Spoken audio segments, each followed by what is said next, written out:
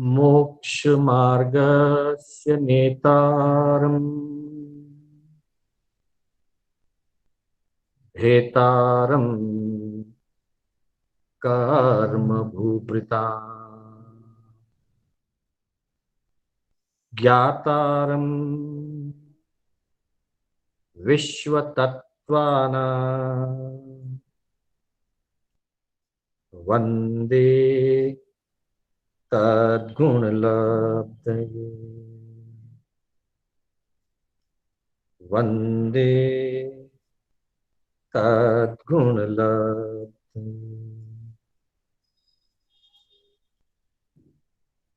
तत्वार्थ सूत्र स्वाध्याय करें, सब आगम का निचोड़ है। ज्ञानी ध्यानी उमा स्वाति जी संग्राहक शिरमोड़ है। ज्ञानी ध्यानी उमा स्वाति जी संग्राहक शिरमोड़ है। तत्वार्थ सूत्र स्वाध्याय करें, सब आगम का निचोड़ है। सब आगम का निचोड़ है।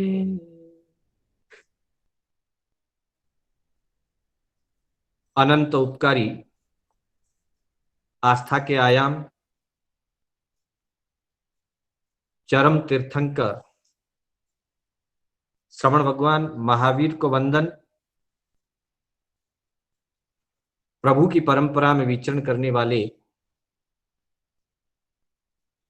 समस्त परम उपकारी चारित्र आत्माओं को वंदन। आत्मबंधुओं, सुशील माताओं एवं बहनों, श्री कर्नाटक जैन स्वाध्याय संघ बैंगलोर के तत्वावधान में आयोजित मोक्ष मार्ग से संबंधित तत्वार्थ सूत्र की इस कक्षा में मैं शांतिलाल बोहरा आप सभी का हार्दिक स्वागत एवं अभिनंदन करता हूं। बंधुओं, हमारी कक्षा तत्वार्थ सूत्र के अंतिम पड़ाव पर है, अर्थात 10वें अध्याय की चर्चा हो गई। व्यवहार से 10वां अध्याय तत्वार्थ सूत्र का अंतिम पड़ाव है और निश्चय की अपेक्षा से 10वें अध्याय में जैसा कि मुक्ति का, मोक्ष का स्वरूप दिया है, मोक्ष या मुक्ति आध्यात्मिक जीवन का अंतिम पड़ाव है, या यूं कह सकते हैं कि आत्मा की अंतिम मंजिल मोक्ष है। हम जितनी भी आराधना करते हैं, चाहे वो श्रुति ज्ञान की आराधना करें, व्रत प्रत्याख्यान चारित्र की आराधना करें, तप की आराधना करें, आराधना का सार क्या है, लक्ष्य क्या है, क्यों आराधना की जाती है? चाहे तप नियम हो, प्रतिक्रमण सामायिक, संवर, पौषध, संयम, संलेखना, ये जितनी भी आराधनाएं हैं, उस आराधना के लिए कहा गया है, कवि ने अपनी कविता के माध्यम से बताया है, ध्रुव धाम की आराधना आराधना का सार है।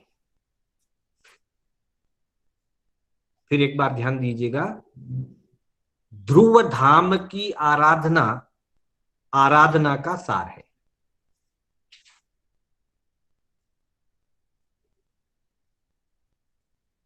ध्रुव धाम निज का घर, अपना मुकाम, मोक्ष मंजिल है। हमारी आराधना यदि सम्यक होती है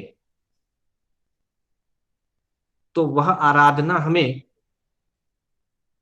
मोक्ष मंजिल की तरफ एक एक कदम आगे बढ़ाती है।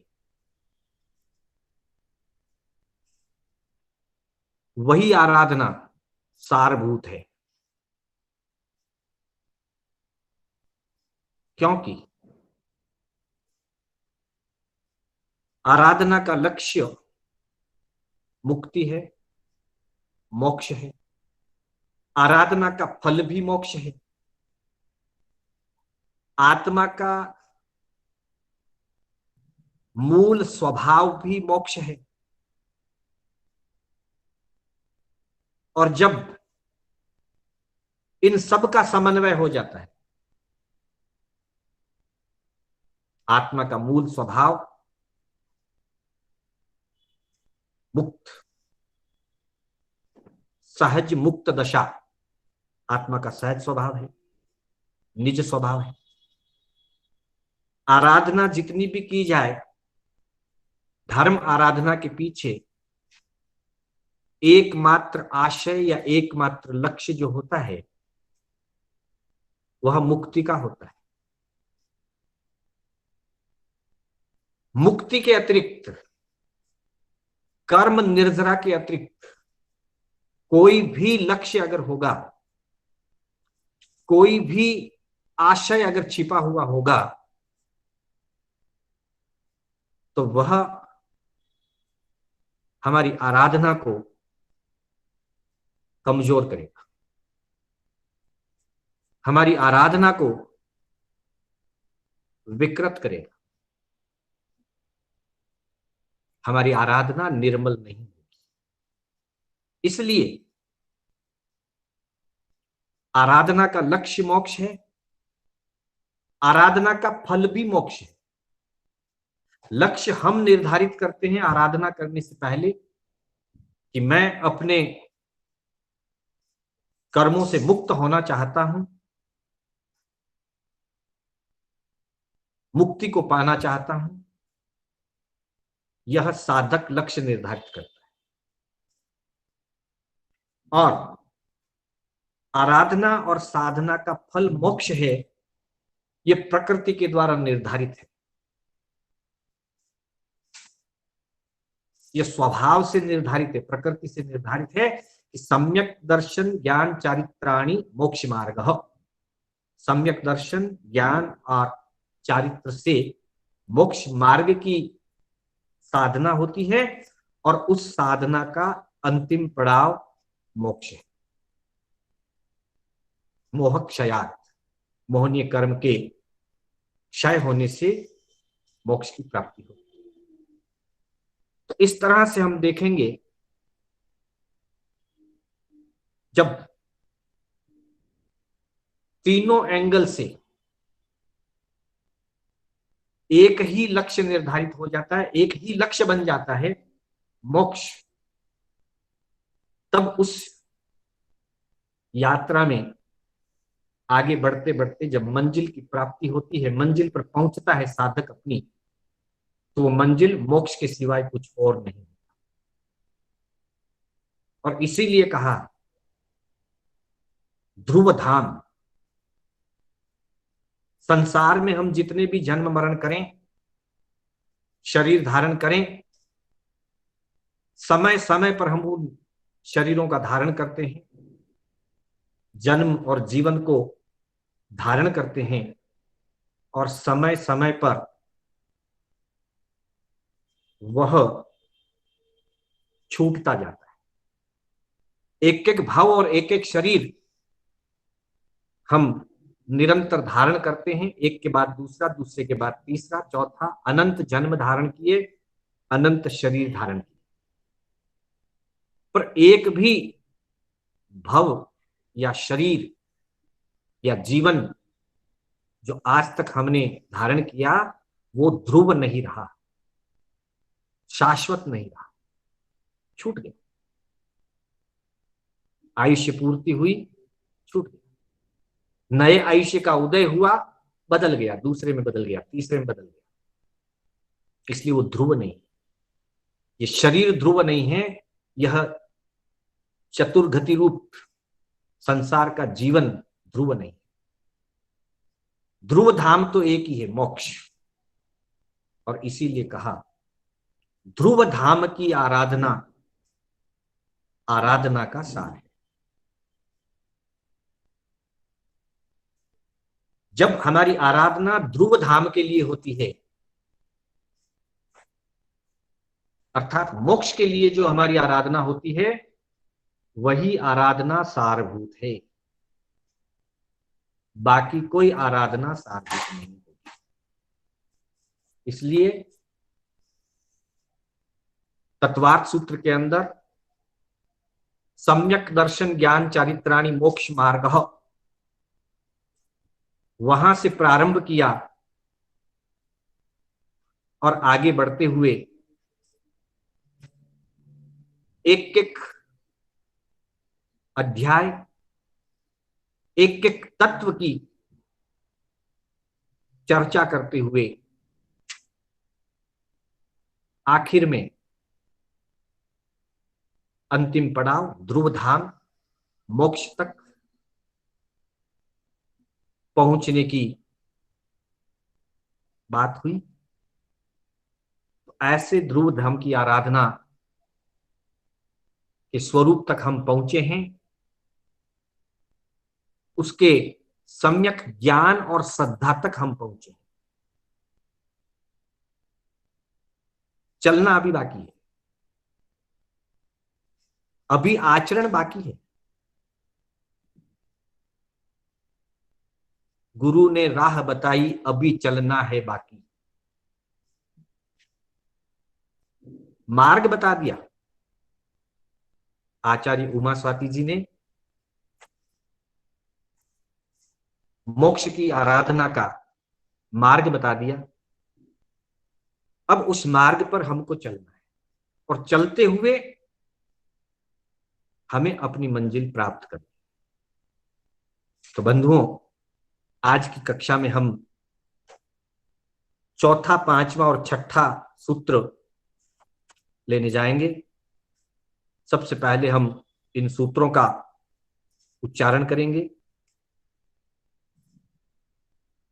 हमारी भावना हमेशा मुक्ति की बनी रहे, लक्ष्य हमारा मुक्ति का बना रहे, सर्व मंगल और आत्म मंगल की भावना बनी रहे। इसी भावना के साथ हम उच्चारण करेंगे।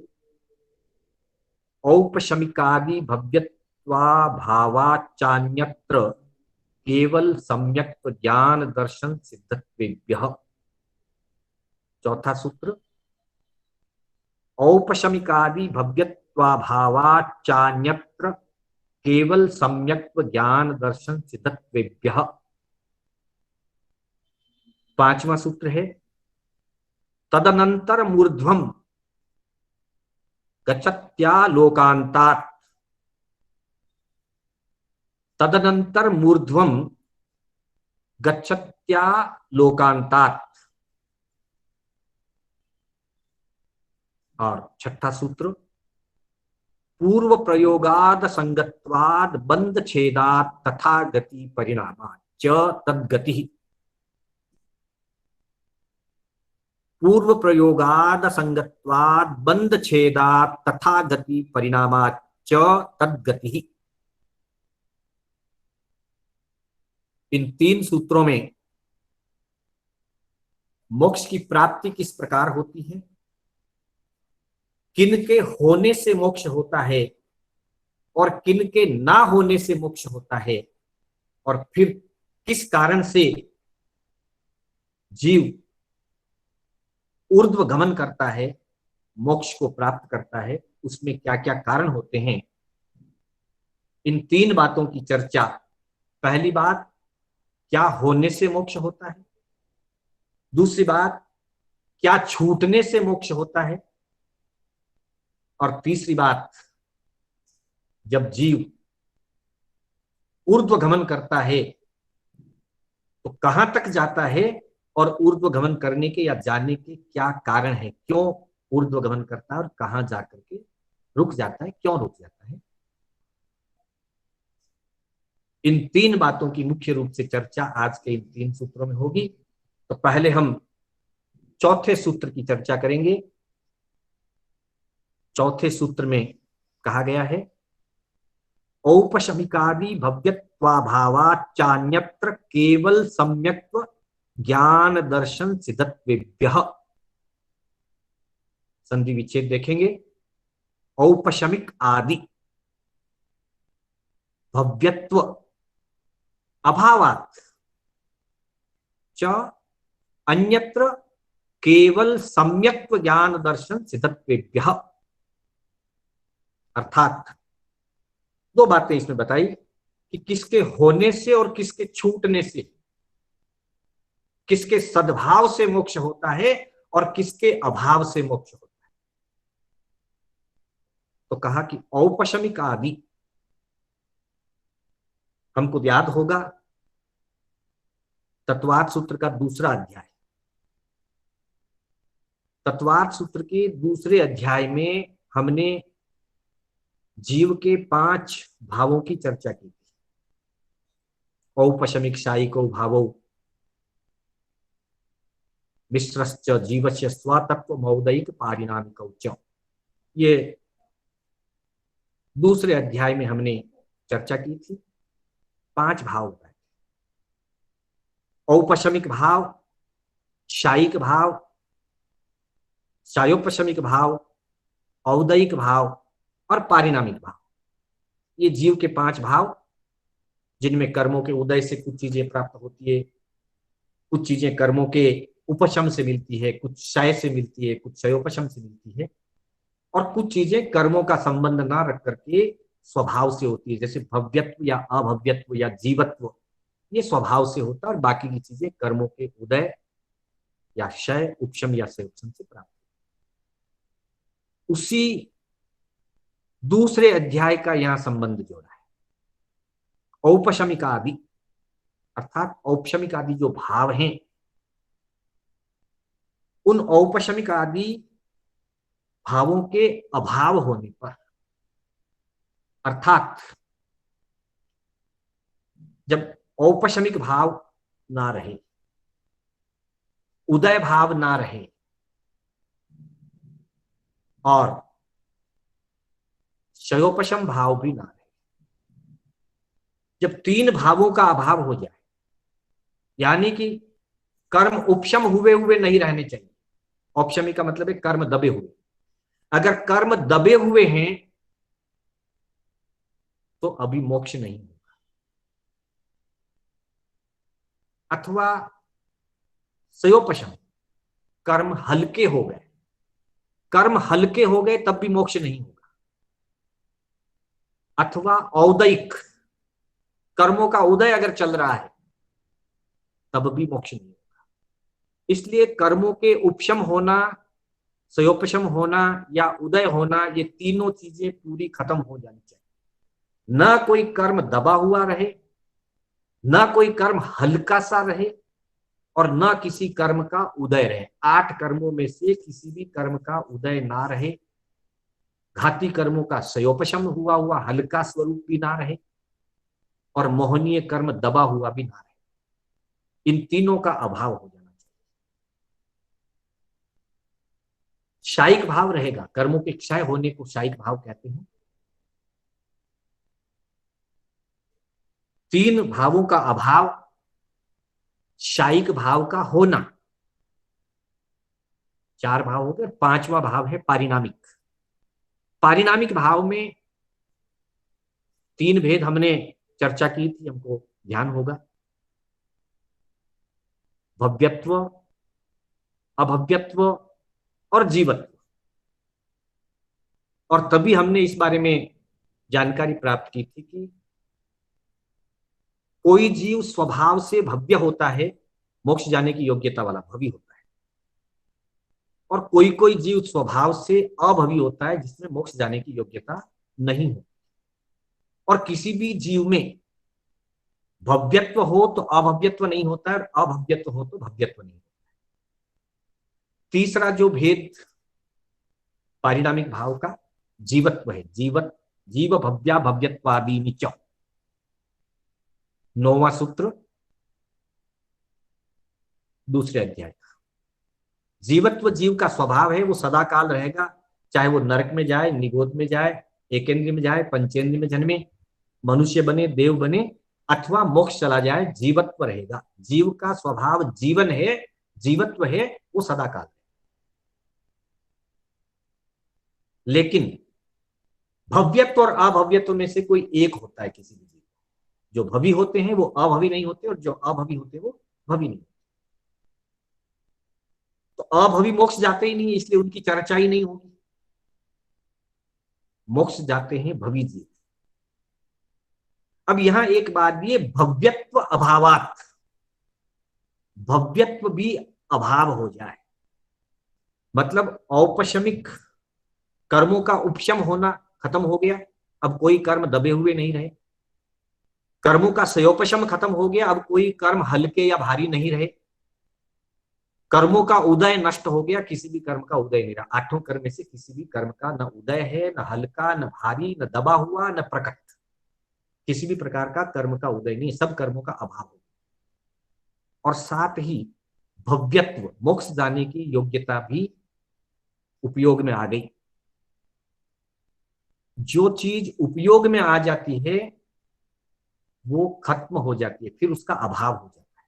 मान लीजिए किसी व्यक्ति के पास 1 करोड़ रुपया है, कब तक रहेगा? जब तक उसने उपयोग नहीं किया, खर्च नहीं किया, उपयोग नहीं किया, वहां तक उसके पास 1 करोड़ रुपया रहेगा।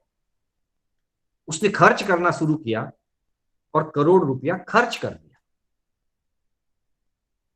चाहे उस रुपए को दान दिया हो, चाहे उस रुपए से कोई संपत्ति खरीद ली हो, उसने उसका उपयोग कर लिया। अब उसके पास रुपया नहीं है, रुपयों का अभाव हो गया। या तो उसने दान दे दिया, या तो नुकसान हो गया, या तो खर्च करके कोई वस्तु खरीद ली, संपत्ति खरीद ली, लेकिन अब रुपया नहीं। ठीक वैसे ही जीव के पास भव्यत्व, ये एक पूंजी है जीव की। मोक्ष जाने की योग्यता होना, भवी होना, ये जीव की बहुत बड़ी स्वाभाविक पूंजी है। क्योंकि अभवी जीव कितनी भी साधना कर ले, आराधना कर ले, वो मिथ्या होती है और उसको मोक्ष की प्राप्ति नहीं। तो उसके पास जो भव्यत्व रूपी पूंजी थी, उस भव्यत्व रूपी पूंजी का उसने उपयोग किया और उसके निमित्त से उसको मोक्ष की प्राप्ति हो गई। जब मोक्ष की प्राप्ति हो गई तो उसका भव्यत्व अब नहीं रहा। संसार में रहते हुए जीव या तो भवी होता है और या तो अभवी होता है, लेकिन जब जीव मोक्ष प्राप्त कर लेता है, अभवी तो मोक्ष प्राप्त करता नहीं, भवी जीव जब मोक्ष प्राप्त कर लेता है तो उसके बाद उसके पास भव्यत्व नहीं रहता। भव्यत्व का मतलब है होना बाकी है, मोक्ष जाना बाकी है, मोक्ष जाने की योग्यता। अब चूंकि वो तो मोक्ष पहुंच चुके हैं, इसलिए योग्यता वाली बात नहीं है। योग्यता संसार में थी, उस योग्यता का उपयोग किया, उस योग्यता से मोक्ष प्राप्त कर लिया, वो उसका खर्च होगा। तो औपशमिक आदि 3 भावों के और पारिणामिक भाव के भव्यत्व का जब अभाव हो जाता है, यानी भव्यत्व का उपयोग कर लिया, तब जीव को मोक्ष की प्राप्ति होती है। इसलिए मोक्ष में जब पूछते हैं कि जीव भवी है या अभवी है, तो कहते हैं नो भवी नो अभवी। अभवी तो वैसे भी नहीं होता कोई जीव, जो अभवी होता है मोक्ष नहीं जाता। और जो मोक्ष पहुंच गया, अब उसमें भव्यता की जरूरत नहीं है, भव्यता उसकी हो चुकी है। संसार में रहते भव्यत्व का उपयोग। अब ये 3 और 1 4 चीजों के अभाव से, और साथ ही उसके साथ केवल सम्यक्त्व ज्ञान दर्शन सिद्धत्वेभ्यः, केवल सम्यक्त्व यानी कि साइक संकेत, उपसम संकेत, सयोपसम संकेत आदि होने से, वैदक संकेत होने से जीव को मोक्ष नहीं मिलता। शाइक संकेत, केवल एकमात्र संपूर्ण सम्यक्त्व जो है वो शाइक सम्यक्त्व है। केवल शाइक सम्यक्त्व, केवल शाइक ज्ञान, केवल ज्ञान, मति सुत अवधि और मन प्रयोग ज्ञान जब तक रहता है तब तक केवल ज्ञान प्राप्त नहीं होता, और केवल ज्ञान के प्राप्त हुए बिना बाकी के चार ज्ञान के रहते हुए मोक्ष नहीं होता। बाकी के चार ज्ञान तो जीव को कई बार आते हैं, कई बार चले जाते हैं। इसलिए केवल ज्ञान, केवल शायिक सम्यक्त्व, केवल शायिक अनंत केवल ज्ञान, और ऐसा ही केवल अनंत शायिक दर्शन, यानी कि ज्ञानावरणीय कर्म के क्षय होने से केवल ज्ञान, दर्शनावरणीय कर्म के क्षय होने से केवल दर्शन, और मोहनीय के क्षय होने से अनंत आत्म रमणता और शायिक संकेत, और अंतराय कर्म के क्षय होने से अनंत आत्म सामर्थ्य, और शेष चार अघाती कर्म जो हैं उनके क्षय होने से सिद्धत्व। क्योंकि चार कर्म के क्षय होने से कल हमने चर्चा की थी, मोहनीय, ज्ञानावरणीय, दर्शनावरणीय और अंतराय के क्षय होने से केवल ज्ञान प्राप्त होता है, और शेष सभी कर्मों के कृष्ण कर्म क्षयो मोक्ष, बाकी के शेष सभी कर्मों का संपूर्ण क्षय हो तब जाकर के जीव को मोक्ष की प्राप्ति होती है। तो यहां बता दिया कि तीन प्रकार के भाव, औपशमिक भाव, सायोपशमिक भाव, औदयिक भाव, इनके अभाव होने से, इनके खत्म हो जाने से, और पारिणामिक भाव के भव्यत्व रूप का अभाव होने से मात्र जीवत्व बचता है, शुद्ध जीवत्व, उसी का नाम मोक्ष। और साथ ही केवल ज्ञान, केवल दर्शन, साइक संकित आदि जो सिद्धत्व के गुण हैं, उन गुणों के होने से सिद्ध गति की प्राप्ति होती है। इसलिए कहा औपशमिकादि भव्यत्वाभावाचान्यत्र केवल सम्यक्त्व ज्ञान दर्शन सिद्धत्वेभ्यः। इसी बात को आगम के अंतर्गत बताया गया है। आगम में जब परीक्षा की गई, प्रभु से पूछा, नो भव सिद्धिये नो अभव सिद्धियनम पूछा, प्रज्ञापना सूत्र के अंदर पूछा गया कि भव सिद्धिक जीव, अभव सिद्धिक यानी कि भवी जीव, अभवी जीव, और तीसरी परीक्षा नो भवी नो अभवी, नो भवी और नो अभवी जीव का काल कितना है। वहां 18वें पद में काय स्थिति की चर्चा है, तो वहां कहा गया, पूछा गया कि नो भवी नो अभवी, क्योंकि नो भवी नो अभवी सिद्ध होते हैं, तो उनकी अपेक्षा से पूछा कि उनका काल कितना होता है, काय स्थिति कितनी होती है। तो भगवान ने फरमाया गोयमा साइये, अर्थात सादिक प्रारंभ तो होता है, जीव अनादिकाल से नो भवी नो अभवी नहीं होता है, अनादिकाल से या तो भवी होता है या तो अभवी होता है, परंतु मोक्ष जब पहुंचता है तब नो भवी नो अभवी हो जाता है। उसके पहले या तो भवी होता है या तो अभवी। अभवी है तो अनंत काल के लिए अभवी रहेगा, मोक्ष नहीं जाएगा, और जो भवी है तो कालांतर में मोक्ष चला जाएगा, और मोक्ष पहुंचने के बाद मुक्त दशा में वो नो भव सिद्धिये नो अभव सिद्धिये कहा जाता है, मतलब नो भवी नो अभवी। और उसका काल बताया कि प्रारंभ तो है साइये सादी अपज्यवस्ये, लेकिन उसका कभी अंत नहीं है। एक बार जब जीव मुक्त हो जाता है, मोक्ष पहुंच जाता है, तो मोक्ष में उसका प्रारंभ होता है। जैसे भगवान महावीर आज से 2600 साल पहले मोक्ष पधारे, तो 2600 साल पहले उनकी स्थिति वहां प्रारंभ हुई, लेकिन कब तक मोक्ष में रहेंगे? अनंत काल तक। अपज्यवस्ये, उसका कभी अंत, उस दशा का कभी अंत नहीं होता है। मुक्त दशा का प्रारंभ तो होता है जीव के लिए, लेकिन मुक्त दशा का कभी अंत नहीं होता। इसी तरह से थोड़ी सी चर्चा इसके संबंध में की गई अनुयोग द्वार सूत्र के अंदर। अनुयोग द्वार सूत्र वैसे भी बहुत सैद्धांतिक सूत्र है, तो उसमें बताया गया क्षीण मोहे केवल नानी केवल दंसी सिद्धे। जब मोह क्षीण हो जाता है, मोह क्षीण होने के बाद जीव को पहले केवल ज्ञान की प्राप्ति होती है और साथ ही केवल दर्शन की प्राप्ति होती है, अर्थात वो वीतराग बनता है, सर्वज्ञ सर्वदर्शी बनता है। उसके बाद अघाती कर्म जब क्षय हो जाते हैं तो सिद्धत्व की प्राप्ति होती है। तो अनुयोग द्वार सूत्र के अंदर क्षत नाम अधिकार नाम का एक चैप्टर है, उसमें क्षय निष्पन्न नाम, जब कर्मों का क्षय होने लगता है तो क्या कहा जाता है, तो केवल ज्ञान मोह के क्षीण होने से वितरागता, ज्ञानावर्ण के क्षय होने से केवल ज्ञानी, दर्शनावर्ण के क्षय होने से वो केवल दर्शी कहलाता है, सर्वदर्शी कहलाता है, और सभी कर्मों के क्षय होने से जीव का नाम सिद्ध हो जाता है। फिर पूछा, जैसे यहां बताया केवल ज्ञान केवल दर्शन की बात बताई, सम्यक्त्व की भी बात बताई, प्रज्ञापना सूत्र के अंदर सम्यक्त्व की बात की चर्चा की। सिद्धांत पूछा, सिद्धों के पास कौन सी दृष्टि होती है या कौन सी दृष्टि होने में जीव सिद्ध होता है, तब प्रभु फरमाते गोयमा सिद्धा सम्मदुद्धि, सिद्ध भगवंत जो होते हैं हे गौतम वो सम्यक दृष्टि होते हैं, नो मिच्छा दृष्टि नो समा मिच्छा दृष्टि, न तो मिश्र दृष्टि होते हैं और न ही मिथ्या दृष्टि होते हैं, सिद्ध एकमात्र सम्यक दृष्टि होते हैं, अर्थात सम्यक दृष्टि पा करके ही सिद्धि को पाया जाता है।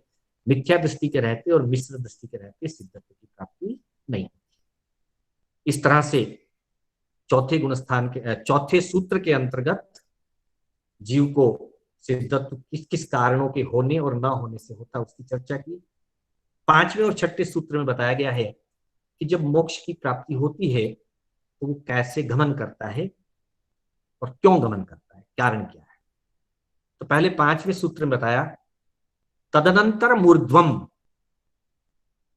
गच्छत्या लोकांतात, संधि विच्छेद करके देखेंगे, तत् अनंतरम, तत् अनंतरम, ऊर्ध्वम गच्छति आ लोक अंतात, अर्थात वह जहां ऊपर बात करी चौथे सूत्र के अंतर्गत सिद्धत्व की, जब वह सिद्धत्व प्राप्त होता है तो सिद्धत्व प्राप्त होने के बाद तद अनंतरम, उसके बाद ऊर्ध्वम, ऊपर की ओर, ऊर्ध्वम यानी ऊपर की ओर, ऊंची दिशा की ओर, गच्छति जीव, सिद्ध जीव ऊंची दिशा की ओर, गच्छति यानी जाता है, गमन करता है, गति करता है। अब ऊंची दिशा तो कोई अंत नहीं है, अनंत तक ऊंची दिशा है, कहां तक जाएगा, तो कह दिया आ लोक अंतात, आ लोक अंतात, लोक के अंत तक। आ का मतलब होता है तक, जैसे जीवन आजीवन, जीवन पर्यंत कोई चीज है तो कहते हैं आजीवन, आ का मतलब तक, लोक तक, लोक के अंत तक, लोक अंतात, आ लोक अंतात। जीव सिद्धत्व को प्राप्त करते ही ऊर्ध्व दिशा की ओर गमन करता है और उसकी गति लोक के अंत पर्यंत होती है, लोकाग्र तक उसकी गति होती है और लोकाग्र के पास जाकर के रुक जाता है। लोक की बाउंड्री, एंडिंग पॉइंट, लोक की एंडिंग पॉइंट पर जाकर के जीव रुक जाता है, मुक्त जीव रुक जाता है। क्यों रुक जाता है, तो कहा गया है कि धर्मास्तिकाय,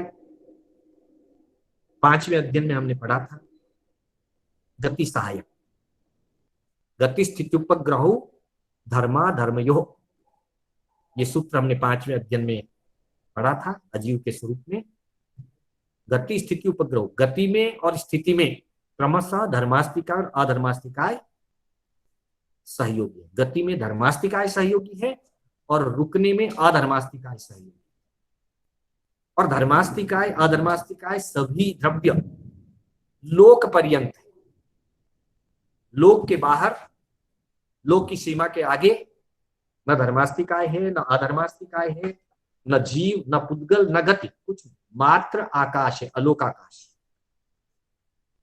चूंकि धर्मास्तिकाय के निमित्त सहयोग के बिना गति होती नहीं है और धर्मास्तिकाय लोक के चरमांत तक है, उसके आगे नहीं है, इसलिए लोक के चरमांत पर जाकर के जीव रुक जाता है। बिना धर्मास्तिकाय के वो गति नहीं कर सकते।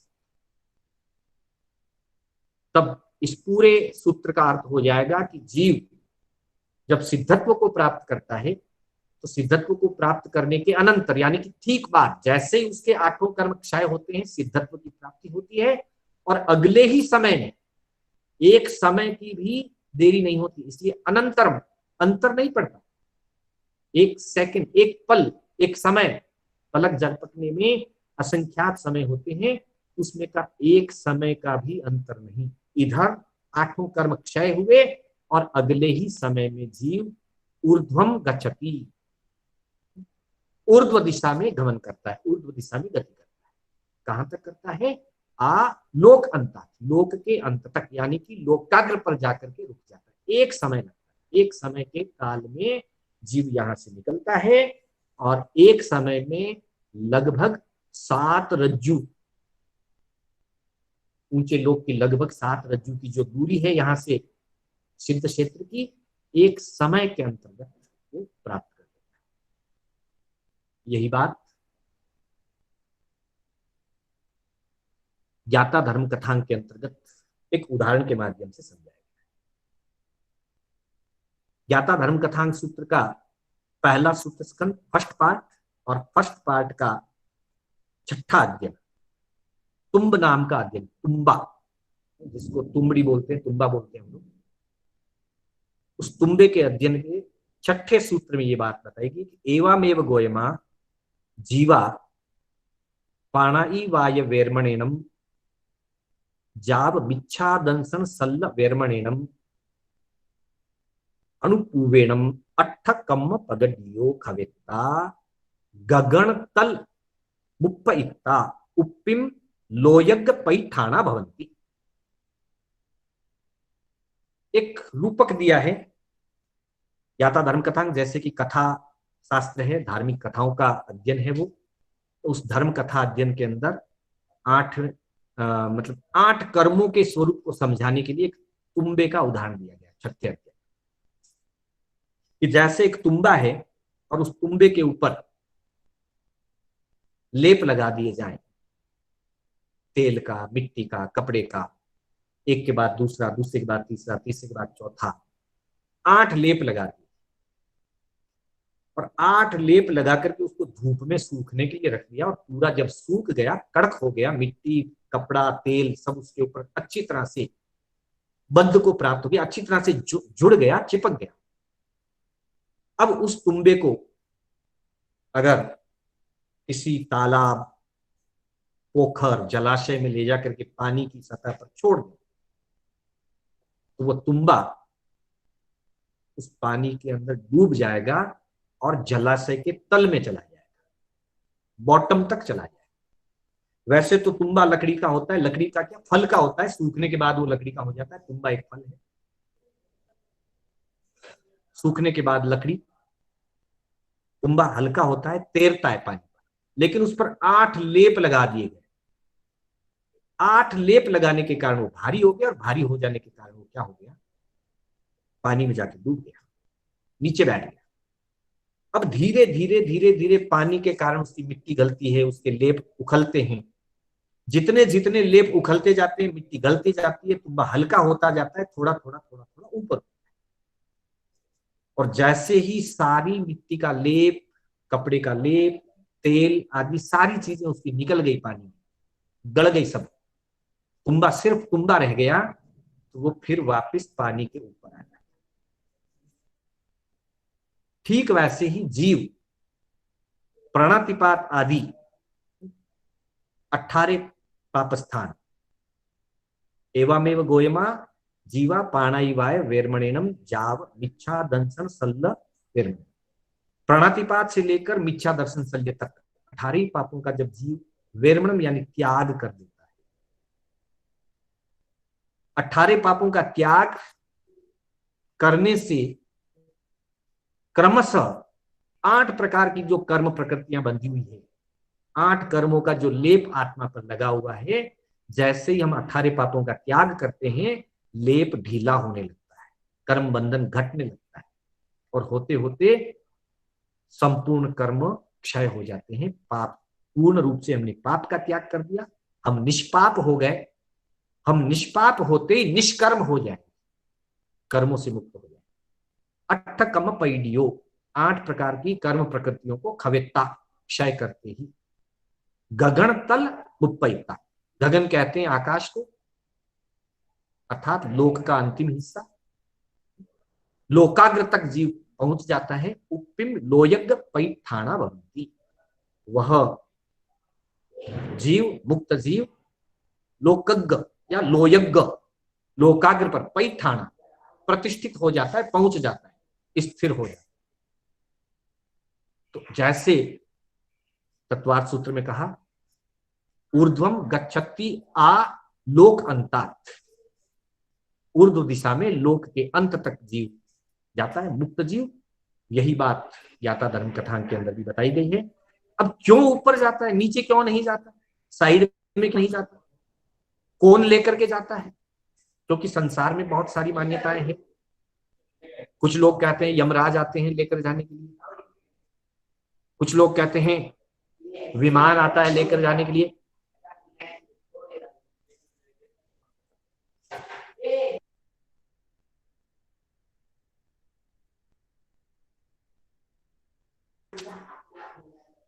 तो बंधुओं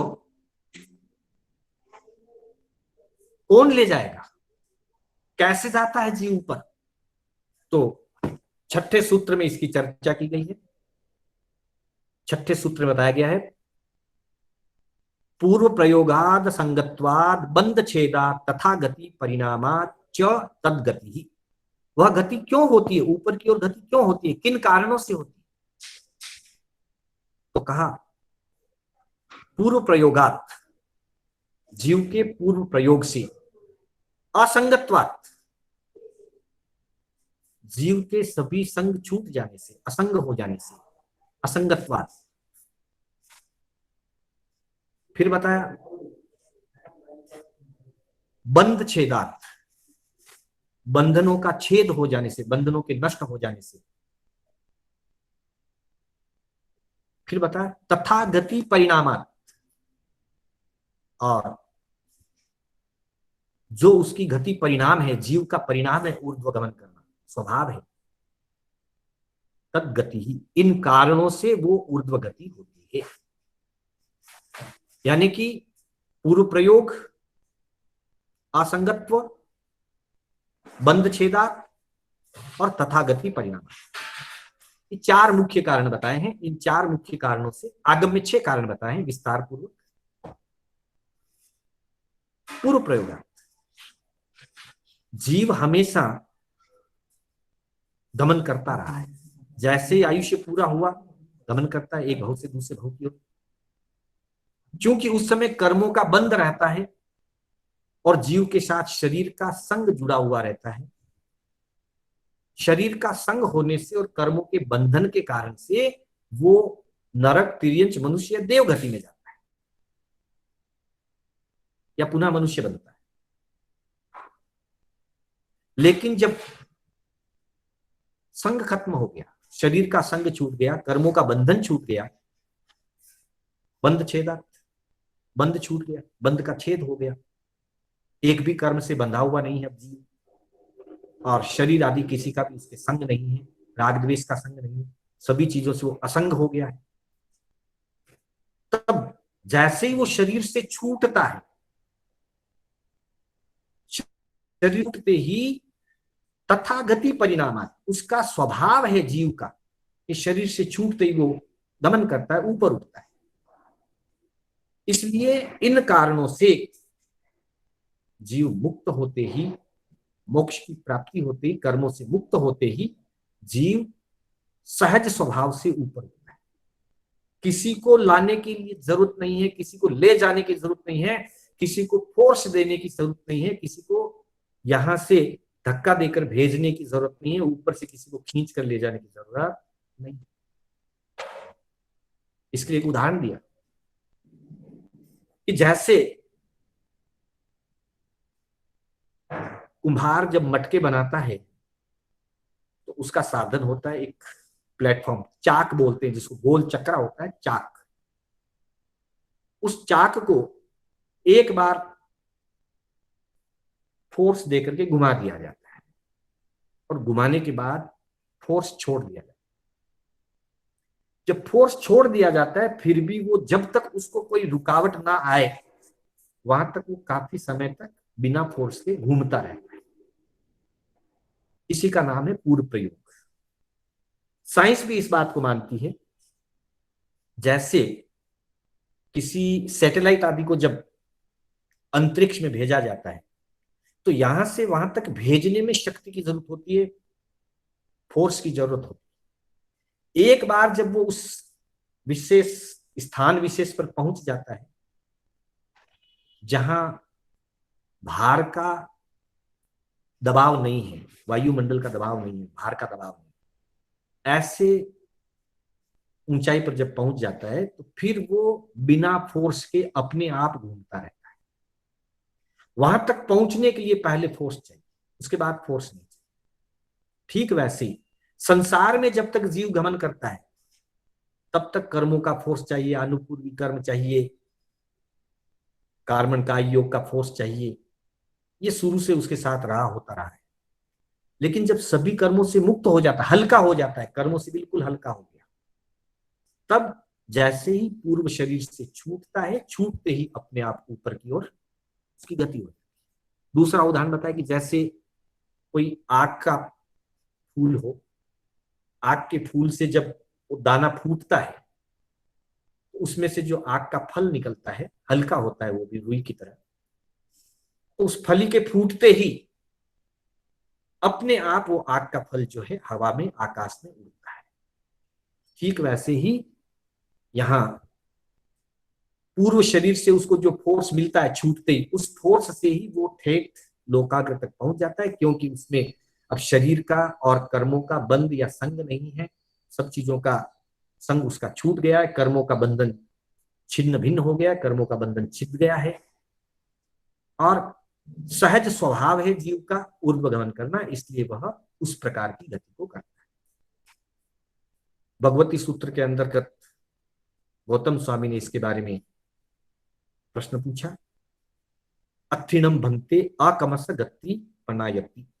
जब जीव, अहो भगवन, जब जीव अकमस अर्थात कर्म से मुक्त हो जाता है, कर्म रहित, दो प्रकार के जीव हैं, सकम्मस कर्म सहित जीव और अकम्मस कर्म रहित जीव। जो आठों कर्मों से मुक्त हैं वो अकर्मक या अकर्मश्य कहलाते हैं, और जो 8 कर्म से या 4 कर्म से भी सहित हैं, 7 कर्म से भी सहित है, वो सकर्मक कहलाते हैं। तो भगवान से पूछा कि भगवान, आठों कर्मों से जो मुक्त है अकर्मक जीव, उसकी गति किस प्रकार की होती है, या होती है या नहीं होती, और होती है तो किस प्रकार की होती है, कैसे होती, क्यों? भगवान ने पहला तो उत्तर दिया हंताति, अकर्मक जीव भी। हाँ, सकर्म जीव तो 4 गतियों में परिभ्रमण करता ही है, अकर्मक कर्म रहित जीव भी गति करता है। फिर पूछा कहणम बनते अकर्म से गति प्रणायति। भगवान, अकर्मक जीव की, कर्म रहित जीव की गति किस कारण से होती है? गोयमा निसंगताए, जब जीव निसंग हो जाता है, शरीर से मुक्त हो जाता है। निरंगणताए, जब वो निरंजन हो जाता है, अर्थात कर्मों से, कर्मों को कालिक कहा है, जब निरंजन हो गया, कहते हैं निरंजन निराकार, जब वो निरंजन हो जाता है, कर्मों की कालिक से मुक्त हो जाता है। गति परिमाणिनम, गति का उसका परिणाम है, उसका स्वभाव है, तो गति के स्वभाव के कारण से गति करता है, निसंग हो जाने के कारण गति करता है, निरंजन कर्मों की कालिक से मुक्त हो जाने के कारण गति करता है। बंधन छेयनताए, बंधनों का छेदन, कर्म बंधनों का छेदन हो जाने के कारण गति करता है। निरिंधनताए, ईंधन से मुक्त हो गया।